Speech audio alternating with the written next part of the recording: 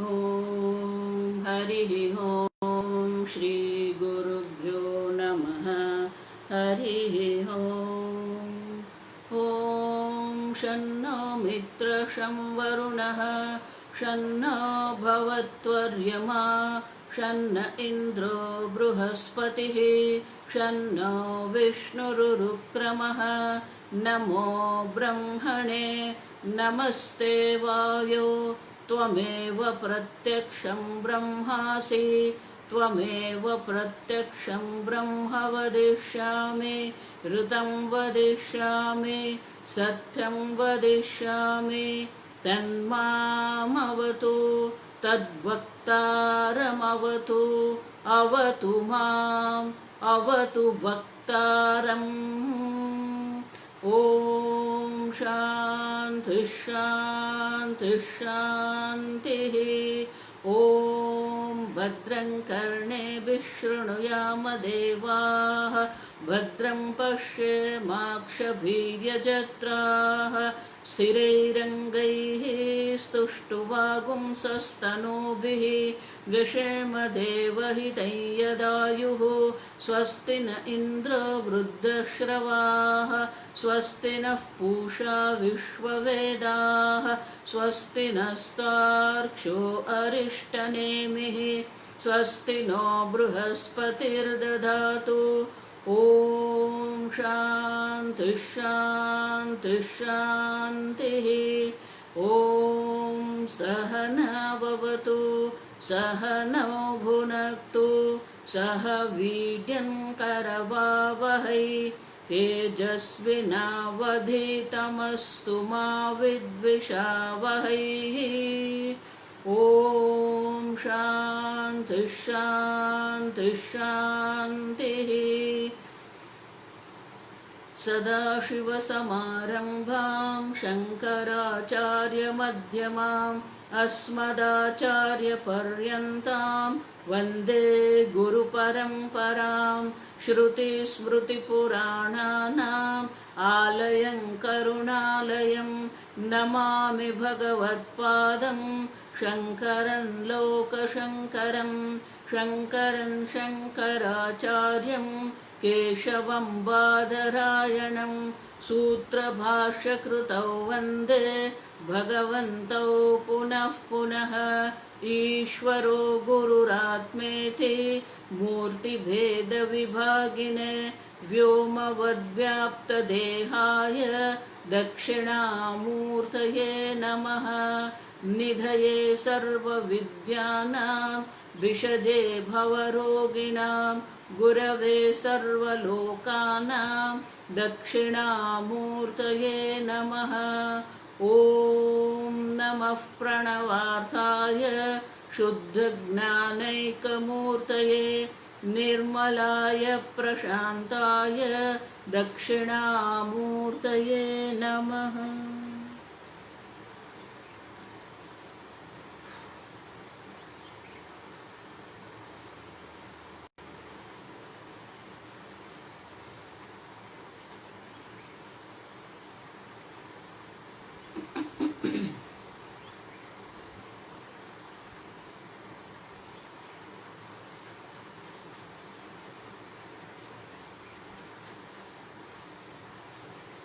वेद प्रमाण है।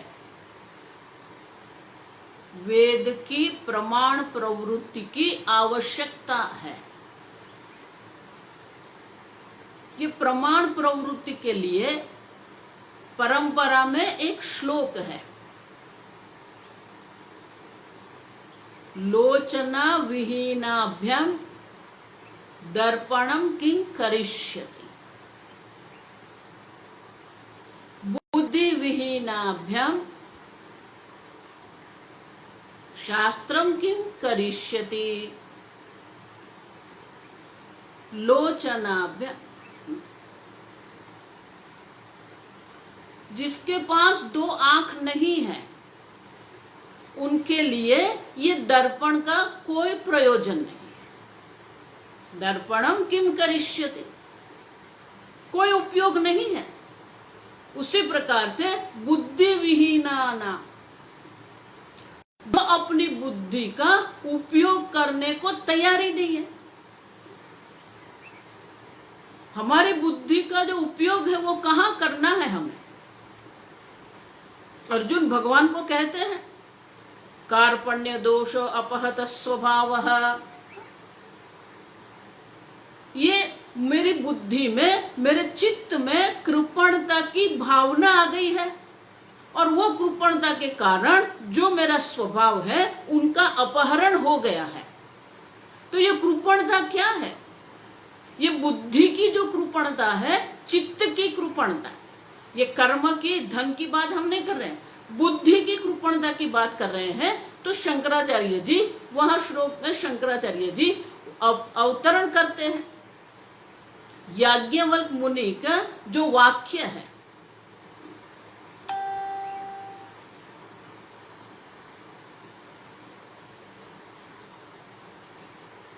याज्ञवल्क्य मुनि का ये वाक्य है,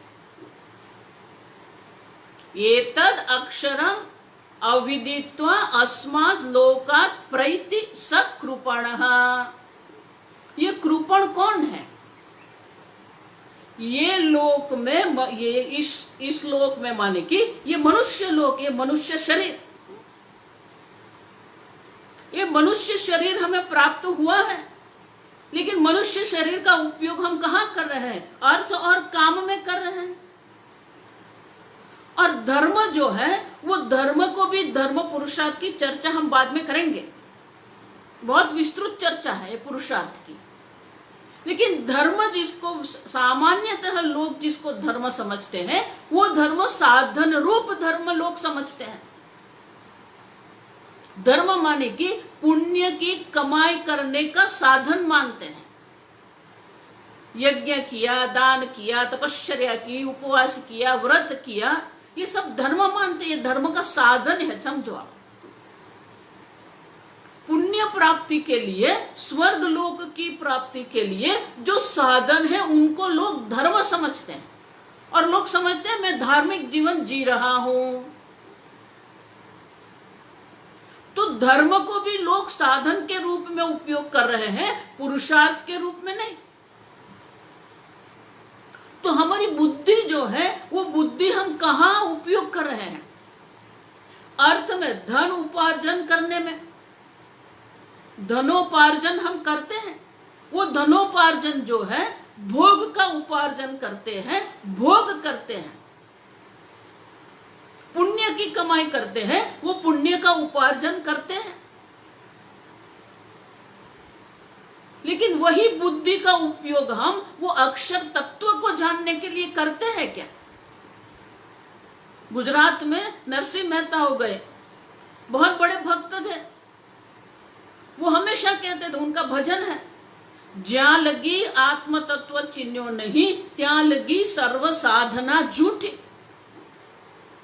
आप कितनी भी साधना कर लो, कितनी भी तपश्चर्या करो, कितने भी देव देवताओं को आप प्रसन्न कर लो, लेकिन अगर वो आत्मचिंतन नहीं हुआ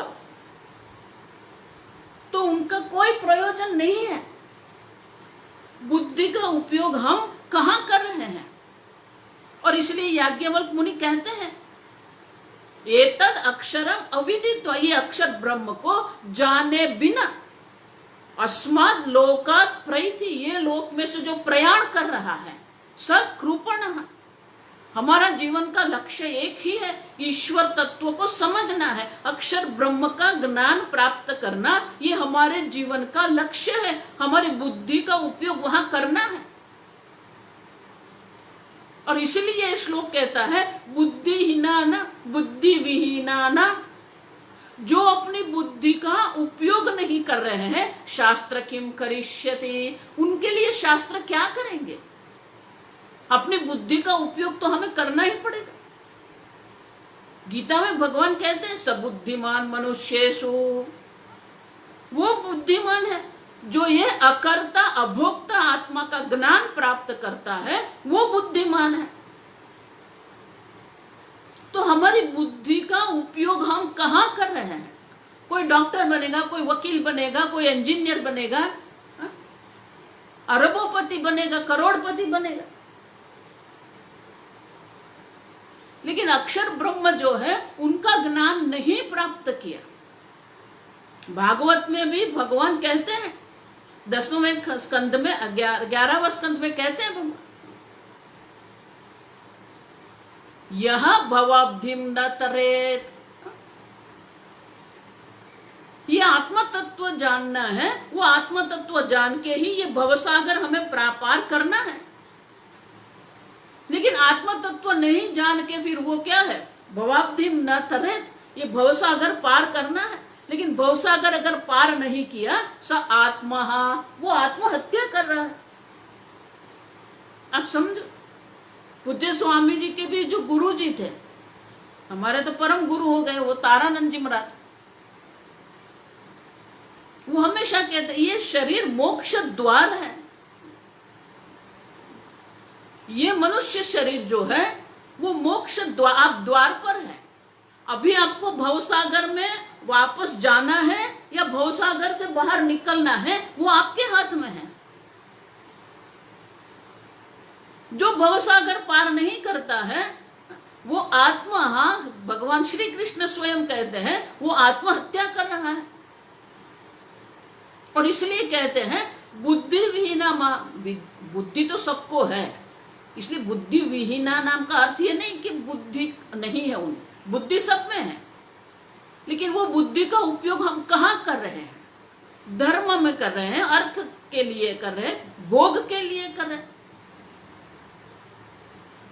और इसलिए जैसे जिसके पास चक्षु नहीं है उनके दर्पण का कोई प्रयोजन नहीं है, उसी प्रकार से जो अपनी बुद्धि का प्रयोग उपयोग शास्त्र अध्ययन में नहीं कर रहे हैं,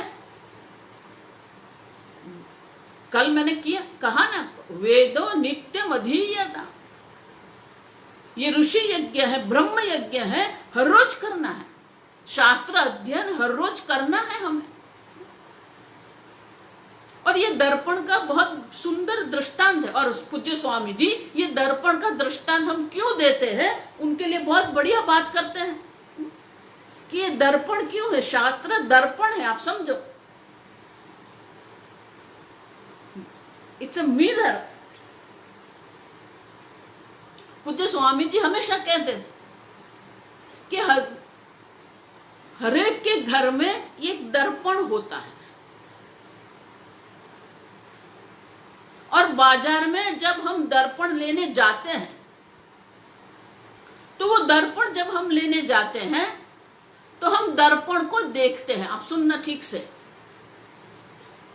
हम दर्पण को देखते हैं। और वो जब हम दर्पण को देखते हैं तो ऊपर से नीचे तक हम देखते हैं।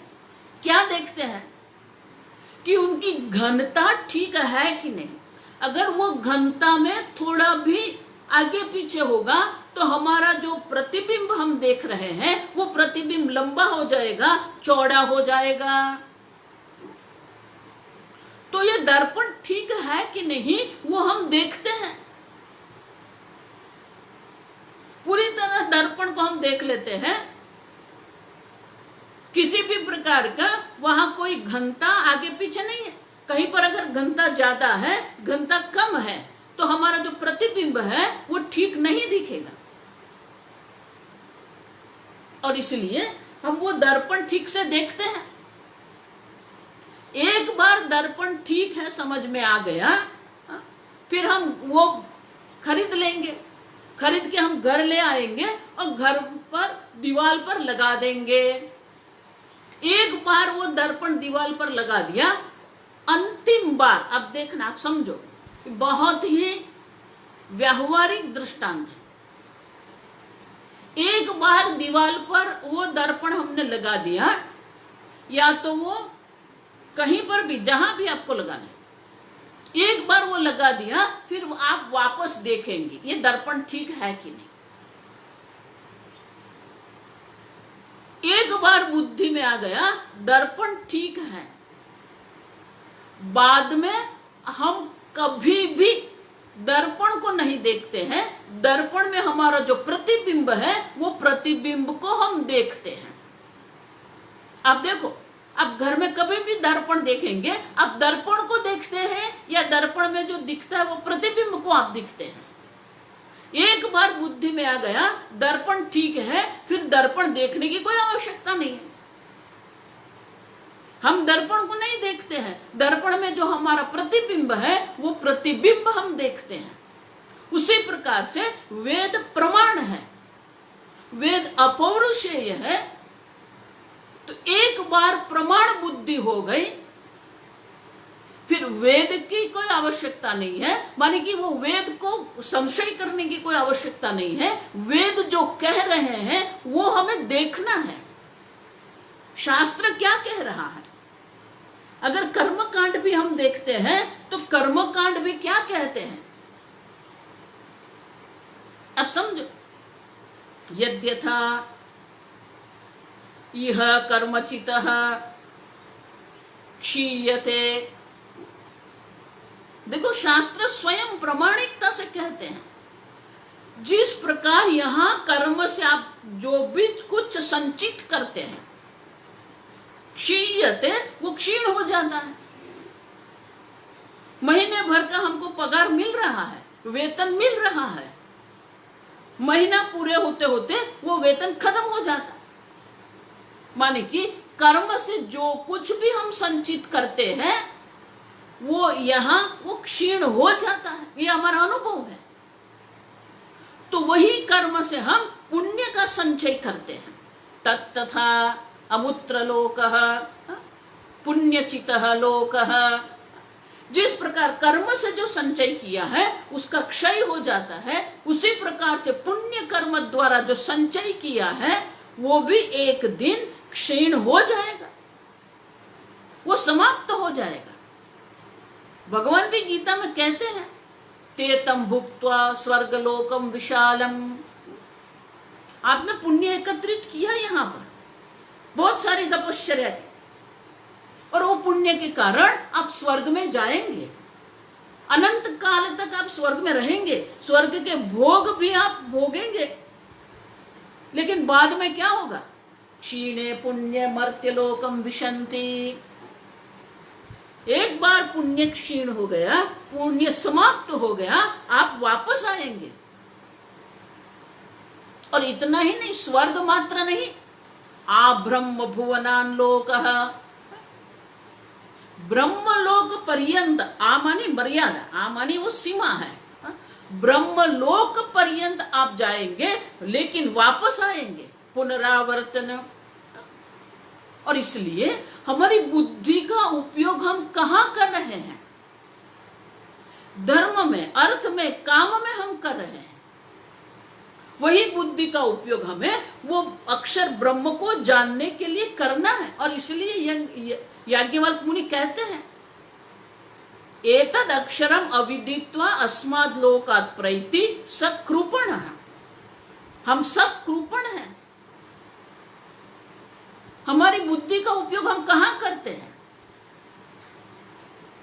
संपत्ति के लिए, सत्ता के लिए, प्रसिद्धि के लिए, सिद्धि के लिए करते हैं। ये कृपणता है। और इसलिए दर्पण जैसे हम उपयोग करते हैं, उसी प्रकार से हम शास्त्र का उपयोग हमें करना है। लेकिन वो शास्त्र का उपयोग भी कर्मकांड के लिए नहीं है, ज्ञान के लिए है। अब देखो, ये प्रमाण प्रवृत्ति हमें करना है, लेकिन ये दर्पण के भी, अब देखो हम सब छोटे थे, बच्चे थे, ये बहुत समझने की आवश्यकता है। वर्षों पहले एक जीव शास्त्री इंग्लैंड से अफ्रीका गया था। वहां वो प्रदेश में, अफ्रीका के प्रदेश में जिस प्रकार के प्राणियां हैं, अनेक प्रकार के प्राणी हैं, अनेक प्रकार की वनस्पतियां वहां पर हैं, अनेक प्रकार के वृक्ष हैं, वो सबका अध्ययन करने के लिए वो वहां गया। वो अपने साथ एक टेंट भी ले गया था।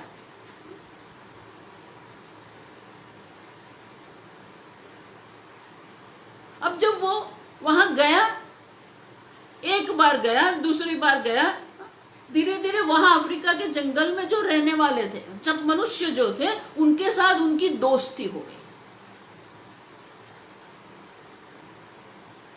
वो अपना टेंट बना के रहता था।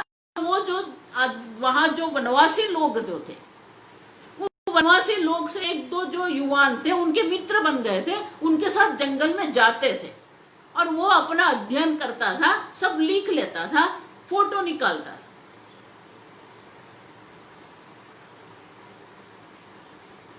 अब वो सुबह में जब उठ के अपने आप तैयार होता था, वो अपने आप टेंट में तैयार हो जाता था। ये वनवासी लोग अपने लिए अपने हिसाब से रहते थे।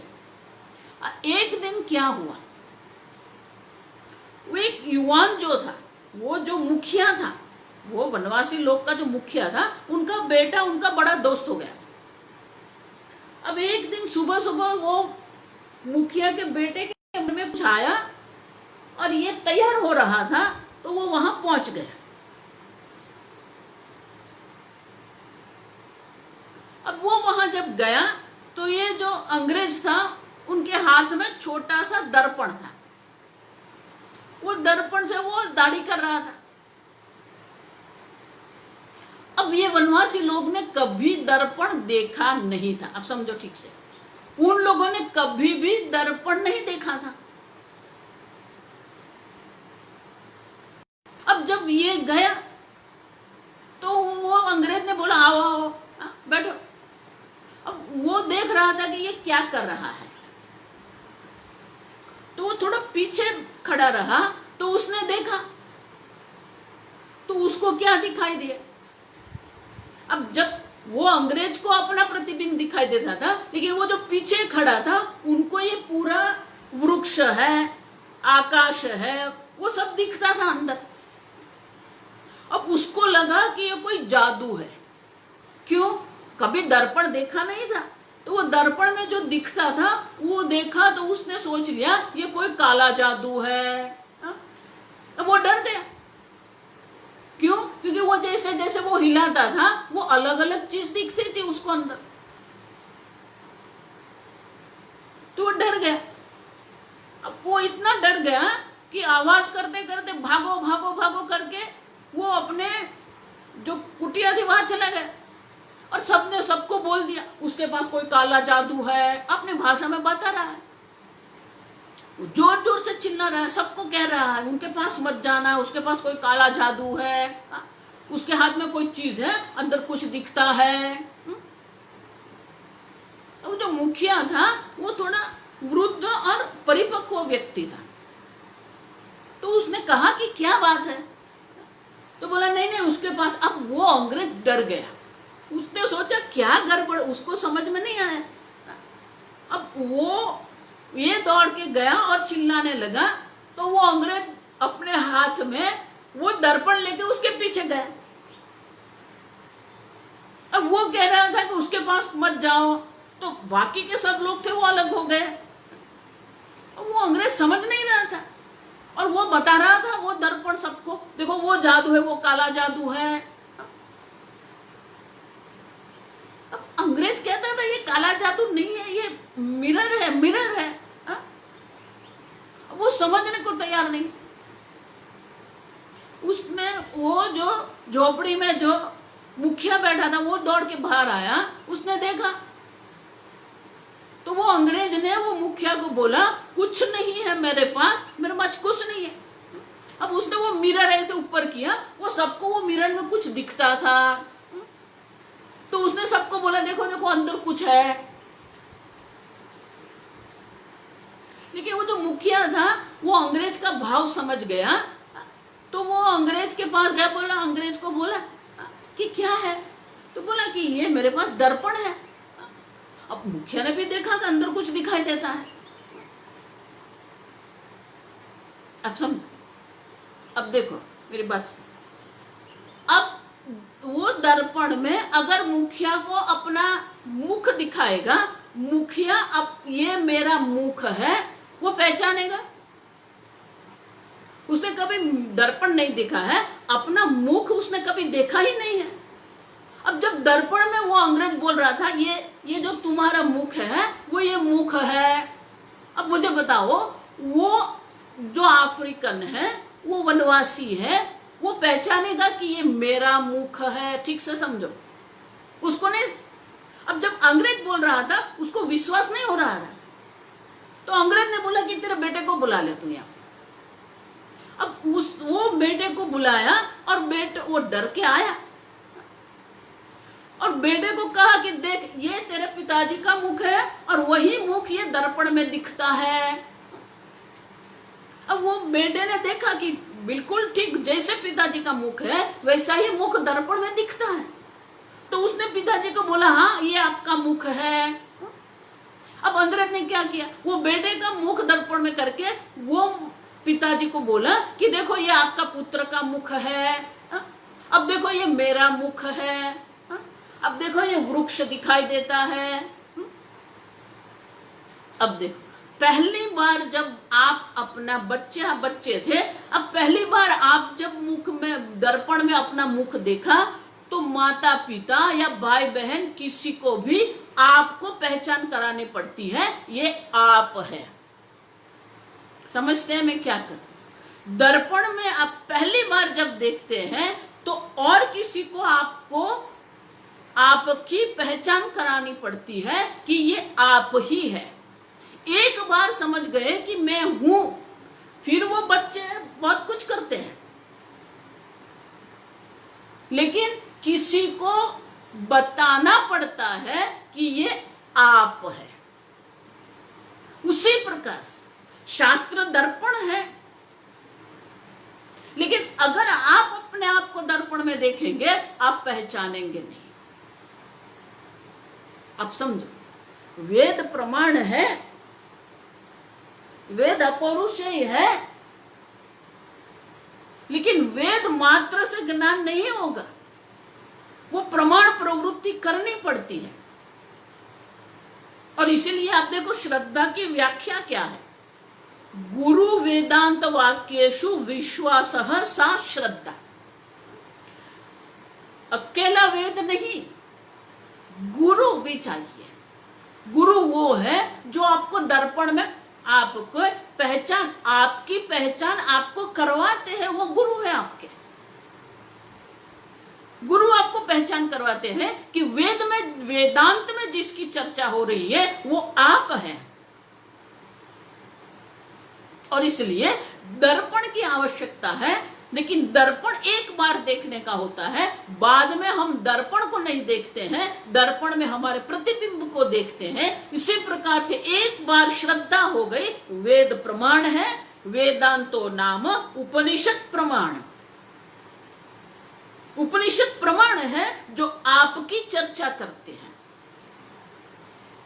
और इसलिए हमको समझना पड़ेगा कि वेद प्रमाण है और प्रमाण प्रवृत्ति के लिए गुरु की आवश्यकता है।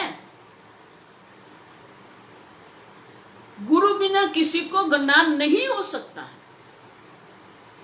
अब देखो, तुलसीदास भी क्या कहते हैं, गुरु गोविंद दोनों खड़े। ये जो दोहा है उनका भी लोग बिल्कुल गलत प्रकार से अवतरण करते हैं। आप समझना ठीक से, जो गुरुवादी है, जो गुरु को ही भगवान बना के बैठते हैं, गुरु भगवान नहीं है। आप समझो, गुरु गुरु है।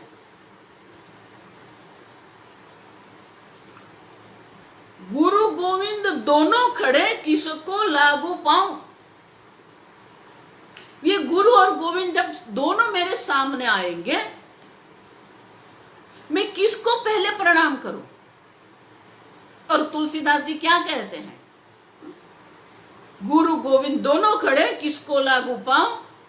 बलिहारी गुरुदेव की गोविंद दियो दिखाए। गुरु की बलिहारी क्या है, गुरु का अनुग्रह क्या है? उन्होंने मुझे ये गोविंद का दर्शन करवाया। माने हमारा जीवन का लक्ष्य गुरु नहीं है, गुरु हमारे भगवान नहीं है। गुरु वो है जो आपको भगवान के दर्शन करवाते हैं, और वो गुरु ने हमें गोविंद का दर्शन करवाया। इसलिए मैं पहले गुरु को प्रणाम करता हूं। लेकिन क्यों करता हूं? क्योंकि मुझे गोविंद का दर्शन करवाए। आप समझो,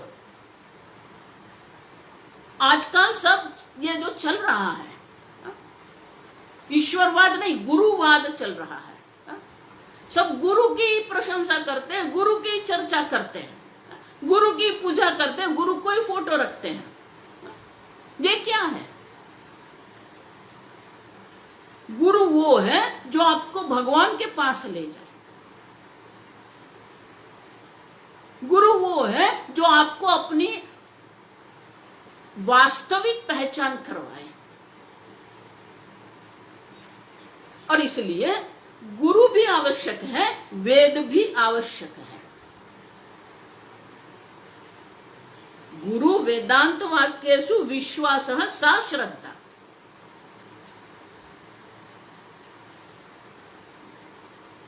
गुरु बिना ज्ञान भी नहीं होता है, और ज्ञान नहीं है तो ये भवसागर पार करना भी को किसी भी प्रकार से शक्य नहीं है, असंभव है। और इसलिए आप समझो, वेद वेदांत प्रमाण है, लेकिन कर्म कांड जो है वो हमें ये आब्रह्म भुवनालूकान पुनरावर्तिन अर्जुन, दूसरे अध्याय में भगवान ये कर्म की भी क्या करते हैं? निंदा करते हैं।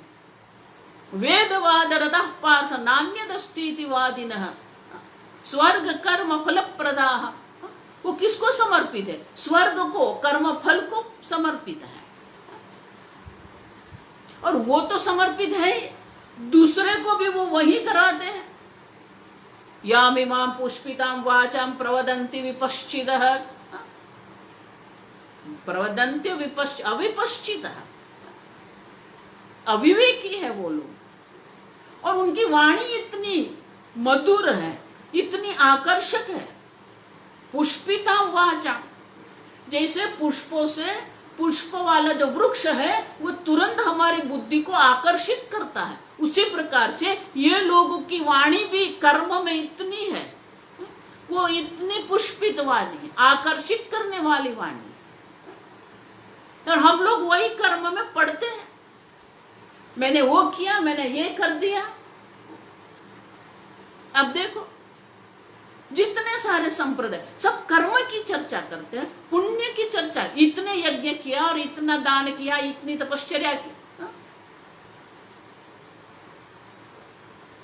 लेकिन कर्म की अपनी मर्यादा है। कर्म स्वयं अनित्य है। उपदेश सारम में इसलिए रमण महर्षि जी कहते हैं, कर्म किम परम कर्म तज्जडम। ये कर्म पर है, चेतन है नहीं, जड़ है। कर्म हमको मोक्ष की प्राप्ति नहीं करवा सकते, कर्म हमको भवसागर पार नहीं करवा सकते।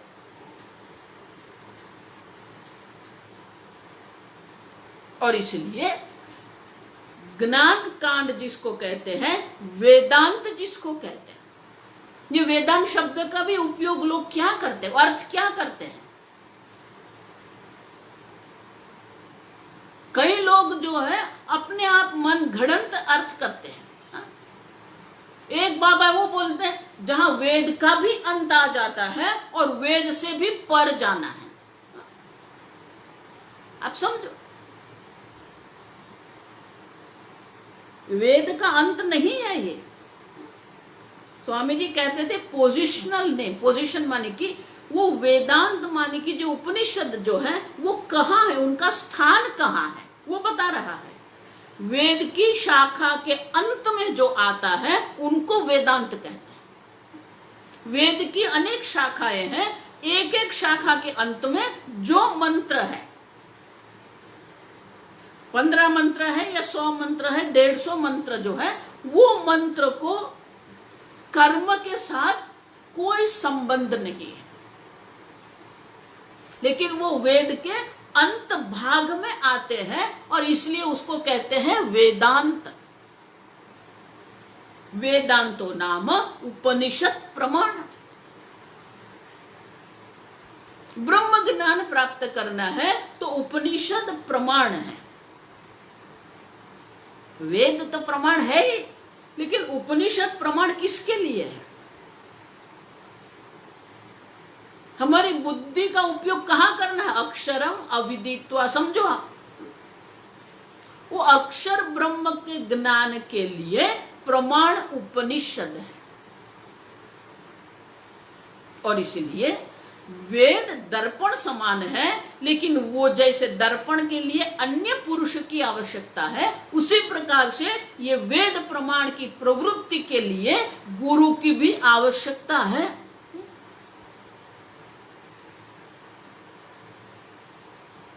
कई लोगों को यह प्रश्न होता है, गुरु की आवश्यकता क्यों है? एक बार सत्संग में ये प्रश्नोत्तरी चल रही थी, तो किसी ने स्वामी जी से पूछा, अब देखो ये इसको कहते विरोधाभास, देखो थोड़ा तर्क लगाएंगे ना तो बहुत कुछ समझ सकते हैं। तो वो उसने प्रश्न पूछा स्वामी जी से, स्वामी जी गुरु की आवश्यकता क्यों है? अब देखो, तू पूछ रहा है आवश्यकता, नहीं तो पूछता क्यों है? प्रश्न ही ये बताते हैं कि तुझे गुरु की आवश्यकता है। अब देखो, भजगोविंद में शंकराचार्य कहते को में को हम कुत आयातः, मैं कौन हूं, मैं कहां से आया हूं? कामे जननी को में तातः, ये मेरी माँ कौन है, ये मेरे माता पिता कौन है? आप समझो, आप कौन है? आप अपने आप को जो समझते हैं और शास्त्र आपके बारे में जो बात कर रहे हैं वो विरोधाभास है। और इसलिए जब हम शास्त्र पढ़ते हैं, अपने आप पढ़ते हैं, तो कुछ समझ में नहीं आएगा। क्यों? क्योंकि आपने अपने आप के लिए जो अभिप्राय बना के रखे हैं। अब देखो, आप अपने आप को कैसे पहचानते हो? मैं शरीर हूं, मैं वृद्ध हूं, मैं युवान हूं, मैं गोरा हूं, मैं काला हूं,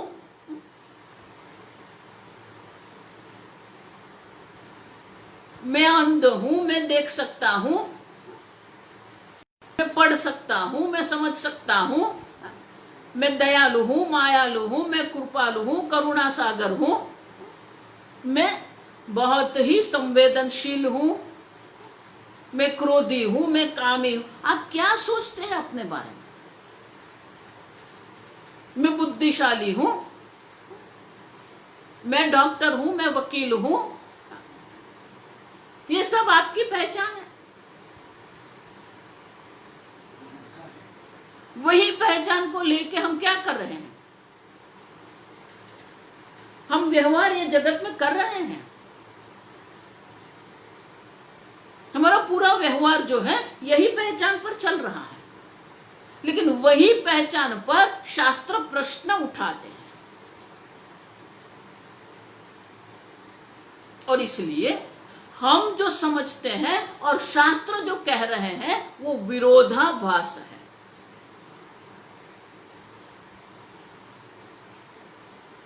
मैं मर्त्य हूं, शास्त्र कहते हैं न जायते म्रियते वा कदाचित।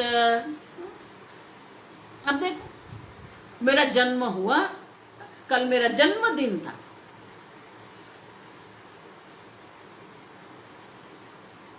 मेरे हाथ में बहुत लंबी लकीर है और इसलिए मैं बहुत लंबा जीवन जीने वाला हूं।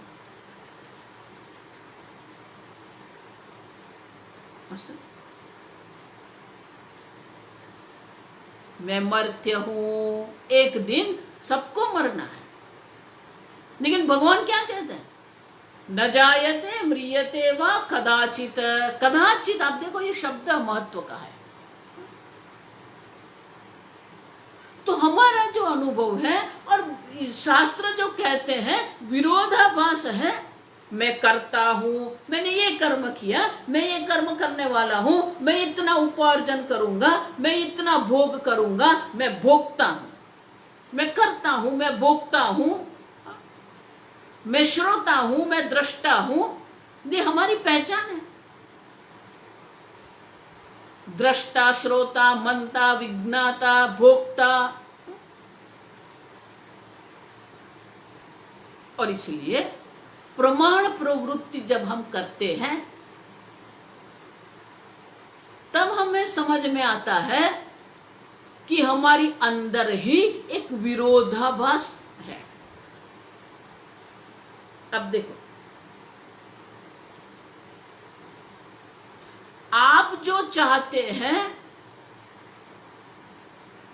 और आप जो कर रहे हैं, जो पूज्य स्वामी जी हमेशा कहते हैं, what you want and what you do. आप क्या चाहते हैं और आप क्या कर रहे हैं। सुखम में स्यात् दुखम मा भूत्।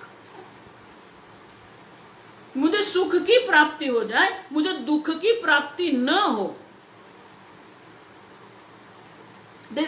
ये आप चाहते हैं। This is what you want. मैं आनंद में रहूं, मैं अजर अमर बन जाऊं। अब देखो, आपकी इच्छा क्या है और आप क्या कर रहे हैं।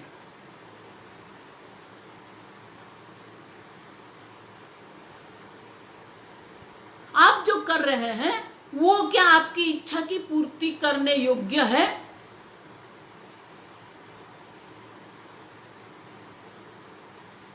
अब समझो,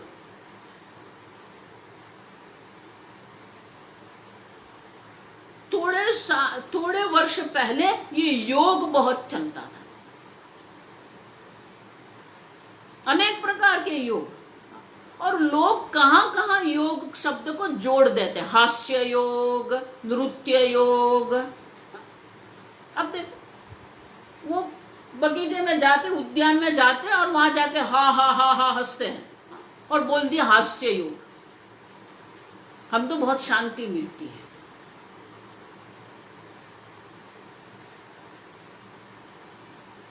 नृत्य योग, संगीत योग, लोग क्या क्या कर रहे हैं।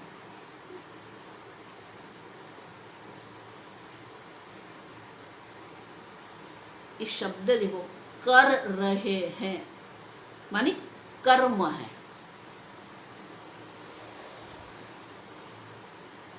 कर्म स्वयं अनित्य है, जड़ है। अगर कर्म जड़ है, अनित्य है, तो वो आपको कभी सुख प्राप्त करवा सकता नहीं है।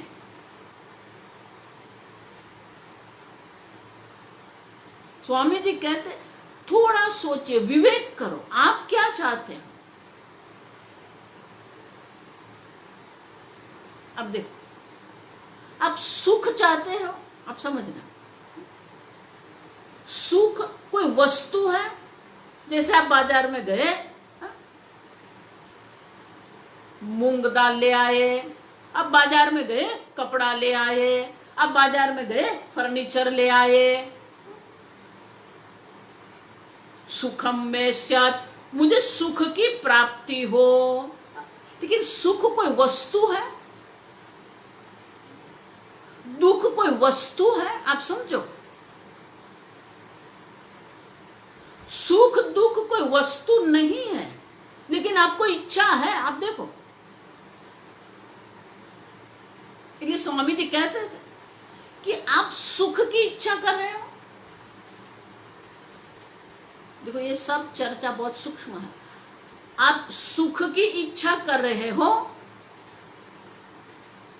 या आपको सुखी होना है। ये देखो, ये फर्क दिखना चाहिए, नहीं तो फिर सब समान ही है। ये भी ठीक है, वो भी ठीक है। आपको सुख की इच्छा नहीं है। स्वामी जी का पुस्तक है, बहुत छोटा, बहुत बढ़िया पुस्तक है। What you want is a pleased self.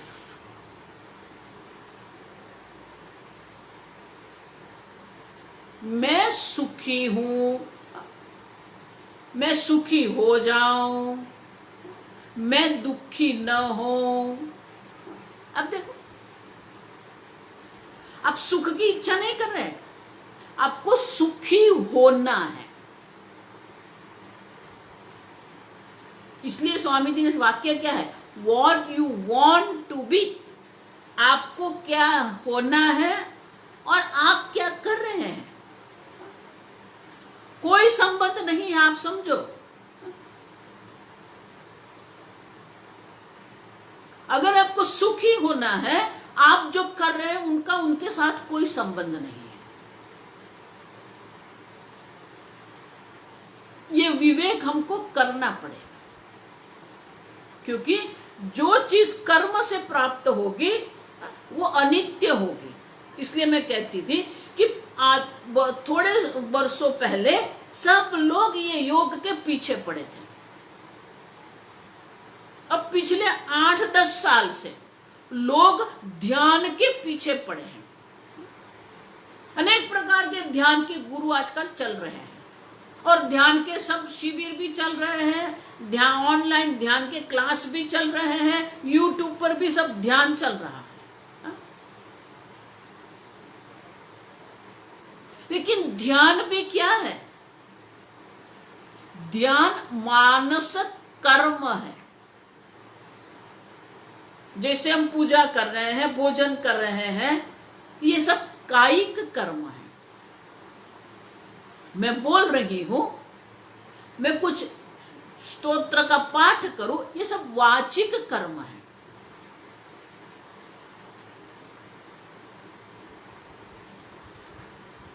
मैं सोच रही हूं, मैं ध्यान करती हूं, ये सब मानस कर्म है। आप समझो, ध्यान भी कर्म ही है, वो कर्म की कोटि में है, वो कर्म से पर नहीं है। इसलिए मैं हमेशा कहती हूं, ध्यान आपको ज्ञान नहीं दे सकता। ध्यान आवश्यक है, यज्ञ भी आवश्यक है, दान भी आवश्यक है, तपश्चर्या भी आवश्यक है,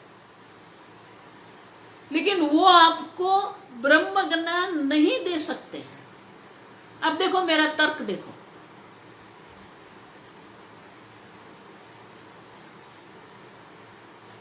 ध्यान जो है व्याकरण के हिसाब से सकर्मक धातु है। जिस धातु के लिए हमको क्या ऐसा पूछना पड़ता है, रामः खादति, तो प्रश्न आएगा किम खादति, क्या खा रहे हैं? श्री राम भोजन कर रहे हैं, खा रहे हैं, क्या खा रहे हैं?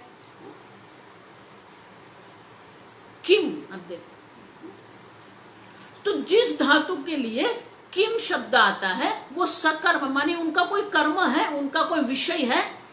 वो भोजन करने के लिए क्या भोजन कर रहे हैं? फल खा रहे हैं। रामः तिष्ठति,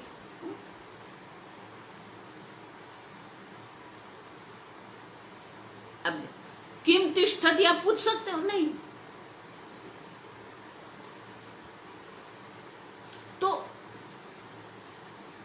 जलम वहति, अब देखो, तो वहति उनके लिए कोई कर्म नहीं, कोई विषय नहीं है उनका। राम बैठे हैं, राम खड़े हैं, उनमें कोई विषय नहीं है। वो खड़े रहने की जो क्रिया है, बैठने की जो क्रिया है, वहन क्रिया जो है, उनमें कोई कर्म विषय की आवश्यकता नहीं है, वो अकर्मक धातु है। लेकिन ध्यान करता है तो उनका विषय आएगा, किम, किसका ध्यान करता है? अब देखो, तो ध्यान सकर्मक धातु है, ध्यान का विषय होना चाहिए।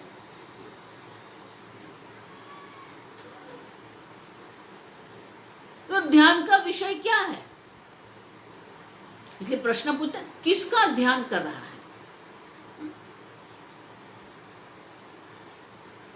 स्वामी जी हमेशा कहते हैं कि अगर आप ध्यान कर रहे हैं तो स्वामी जी मजाक करते थे। अब किसका ध्यान कर रहे हैं? मैं गगा बुगाई का ध्यान कर रहा हूं। स्वामी जी ऐसे कहते हैं, गगा बुगाई का ध्यान करो, मेडिटेट अपॉन। देखो अपॉन, अपॉन शब्द भी क्या है? वो कर्म बताता है, किसके ऊपर ध्यान करना। Meditate upon.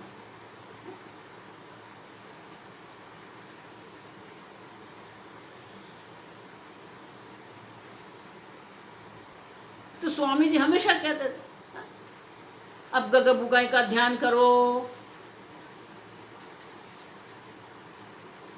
करेंगे आप? करो। नहीं, क्यों? वो गगा बुगाई क्या है मुझे पता ही नहीं है, मैं नहीं जानता। तो आप देखो, पहले ध्यान है या पहले ज्ञान है? आजकल के जो ध्यान गुरु है ना, पहले ध्यान है या पहले ज्ञान है?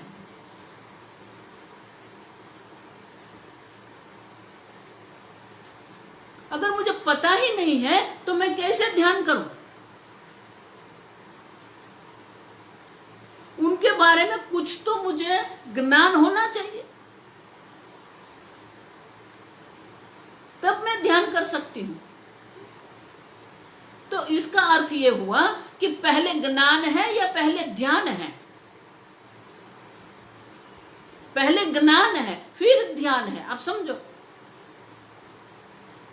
तो अगर मुझे ज्ञान ही नहीं है तो मैं ध्यान कैसे करूं? किसका करूं? और आजकल लोग क्या कहते हैं, ऐसे ध्यान लगा दिया और ध्यान में मुझे आत्म साक्षात्कार हो गया। असंभव, तर्क विरुद्ध है। आप समझो, कल हम ये चर्चा करेंगे। आप वही चीज को स्वीकार सकते हैं जो तर्कबद्ध है।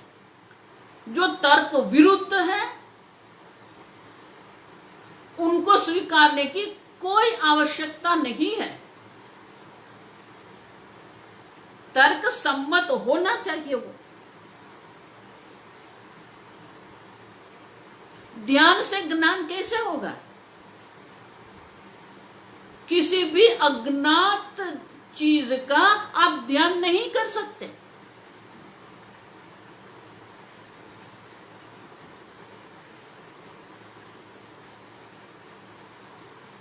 जो चीज का आप ध्यान करेंगे उनके बारे में आपको ज्ञान होना चाहिए। और इसलिए ध्यान मानस कर्म है। पूरा एक अध्याय गीता में, 6ठा अध्याय ध्यान पर, आप समझो। लेकिन वो ध्यान के पहले ज्ञान होना चाहिए। गीता में भगवान क्या कहते हैं? आत्म संस्तंभन कृत्वा न किंचिदपि चिंतयेत्। आपके मन को आप आत्मा में स्थित कर दो। आत्म संस्तंभन कृत्वा। लेकिन आत्मा क्या है मुझे पता ही नहीं है, तो मैं ध्यान कैसे करूं? इसलिए दूसरे अध्याय से 5वें अध्याय तक भगवान ने वो आत्मा क्या है उनका ज्ञान दिया है। वो ज्ञान के बाद भगवान ध्यान की 6ठे अध्याय में ध्यान की चर्चा करते हैं।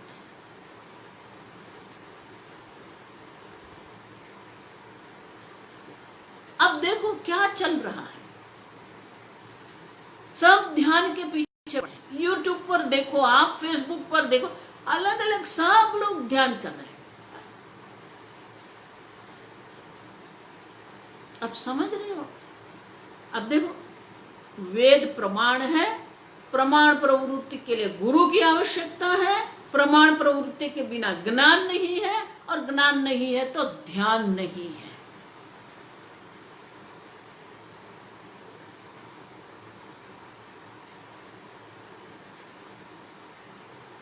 नहीं नहीं माजी, मैं ध्यान कर रही हूँ, वो गुरुजी है, वो गुरुजी का ध्यान में मुझे बहुत शांति का अनुभव हो रहा है। बहुत बढ़िया, अच्छा करो।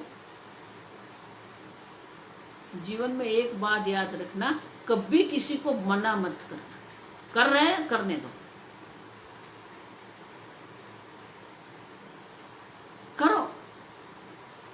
शांति की अनुभूति होती है।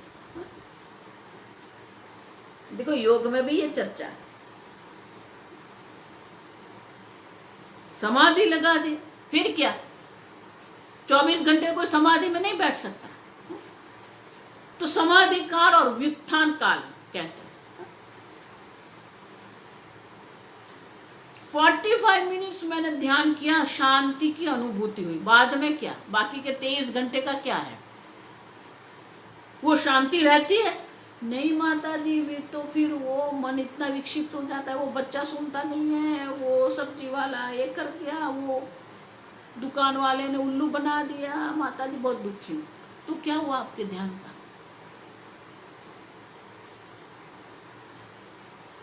ध्यान अवस्था में शांति है और बाकी के व्यवहारिक अवस्था में क्या है?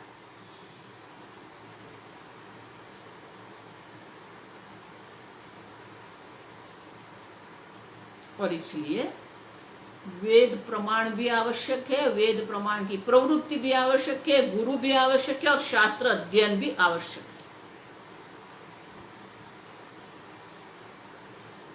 शास्त्र अध्ययन के बिना कोई ज्ञान शक्य नहीं है। देखो मैं जो बोल रही हूं ना, थोड़ा कड़क लगेगा, रिजिड लगेगा, लेकिन ये वास्तविकता है। लेकिन माता जी मैं पुस्तक पढ़ लूं तो चले कि नहीं? अब देखो दूसरा ये तर्क समझ लो।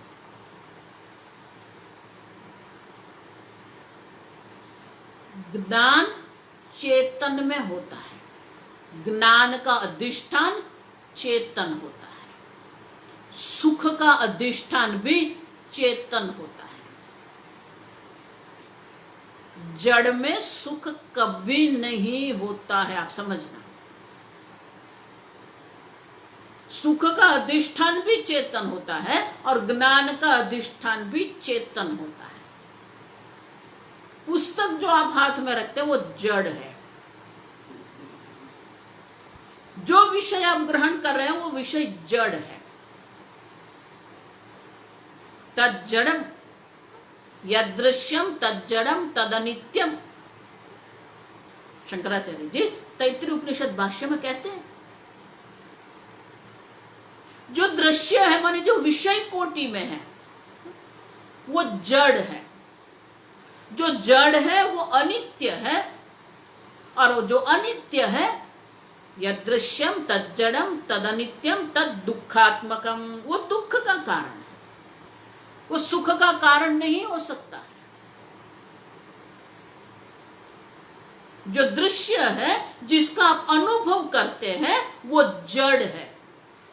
फिर वो विषय बाह्य है या आंतरिक है, आप समझो ठीक से।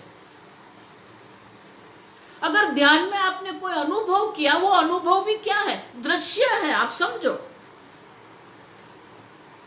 हर एक अनुभव भी दृश्य है, वो आंतरिक दृश्य है, ये बाहर के दृश्य है। ध्यान में आपने कुछ अनुभव किया, वो अनुभव अनित्य है। देखो इसलिए जो अनित्य है दुखात्मकम, वो दुख का कारण है, दुख स्वरूप है। भगवान स्पष्ट शब्दों में गीता में 5वें अध्याय में कहते हैं, ये ही संस्पर्शजा भोगाः दुःखयोनयः एवते। आपको सुखी होना है, लेकिन आप जो कर रहे हैं वो क्या है? दुःखयोनयः। आपको सुखी होना है, आप सुख ढूंढ रहे हैं, लेकिन आप जो कर रहे हैं वो क्या है? कर्म भी जड़ है, अनित्य है, दुख का कारण है। भोग जिसको हम कहते हैं, ध्यान हम जिसको कहते हैं, वो सब क्या है? ये ही संस्पर्शजा भोगाः। इंद्रियों और विषयों का स्पर्श से, मन और विषयों का संबंध से जो अनुभव, जो भोग हमको मिलता है, भगवान क्या कहते हैं? ये ही संस्पर्शजा भोगाः दुःखयोनयः एवते। क्यों? आद्यंतवंत कौन थे, क्योंकि उनकी आदि, उनका आदि है, उनका आरंभ है, अंत है उसका, माने कि वो अनित्य है। ध्यान में आप अनुभव कर रहे हैं, वो अनुभव स्वयं अनित्य अनुभव है। इसलिए मैंने कहा कि 1 घंटे का आप ध्यान करेंगे, बाकी के 23 घंटे का क्या है।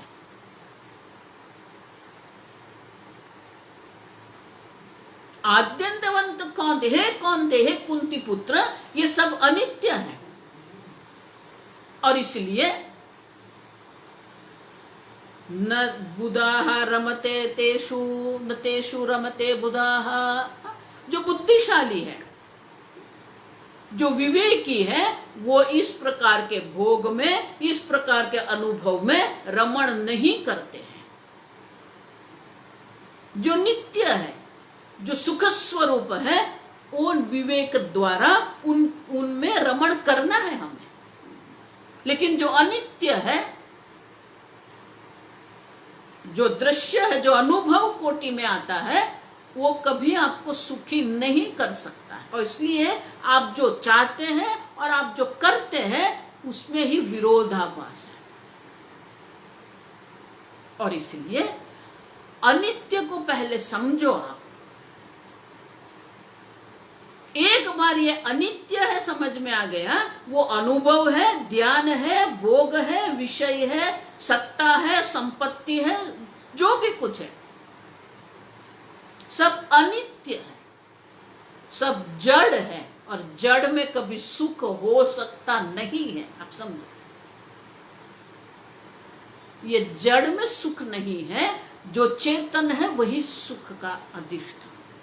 इसलिए शास्त्र जो समझा रहे हैं, जो अनित्य है उसमें आप वैराग्य करो। वैराग्य माने कि उसके पास कभी आप सुख की भीख मत मांगो। पूज्य स्वामी जी हमेशा कहते हैं कि हर एक मनुष्य सुख का भिखारी है। विषयों में, सत्ता में, संपत्ति में, पुत्र में, घर में, प्रसिद्धि में क्या कर रहा है? वो सुख ढूंढ रहा है, वो सुख की भीख मांग रहा है। स्वामी जी हमेशा कहते थे, ignorant fellow is a beggar. We are all beggar. हम सुख की भीख मांग रहे हैं क्योंकि हमको सुख चाहिए। लेकिन हम जहां भीख मांग रहे हैं वो हमें सुख नहीं दे सकता है, वो हमें दुख देता है। और इसीलिए सुख कहां है? आई वॉन्ट, कल हम इसके ऊपर चर्चा करेंगे, उसका विश्लेषण करेंगे कि हम क्या चाहते हैं, हमें क्या इच्छा है, हम कर रहे हैं क्या, उसके बारे में हम कल आगे चर्चा करेंगे। ओम स्वस्ति प्रजाभ्यः परिपालयन्तां न्यायेन मार्गेण महिं महेशाः। गोब्राह्मणेभ्यः शुभमस्तु नित्यं। लोकाः समस्ताः सुखिनो भवन्तु। काले वर्षतु पर्जन्यः। पृथिवी सस्यशालिनी। देशोऽयं क्षोभरहितः। ब्राह्मणाः सन्तु निर्भयाः। ओम सर्वेषां स्वस्तिर्भवतु। सर्वेषां शान्तिर्भवतु। सर्वेषां पूर्णं भवतु। सर्वेषां मङ्गलं भवतु। सर्वे भवन्तु सुखिनः। सर्वे सन्तु निरामयाः। सर्वे भद्राणि पश्यन्तु। मा कश्चित् दुःखभाग् भवेत्। असतो मा सद्गमय। तमसो मा ज्योतिर्गमय। मृत्योर्मा अमृतंगमय। ओम पूर्णमदः पूर्णमिदं पूर्णात् पूर्णमुदच्यते। पूर्णस्य पूर्णमादाय पूर्णमेवावशिष्यते। ओम शांति शांति शांति। हरिः ओम। श्री गुरुभ्यो नमः। हरिः ओम।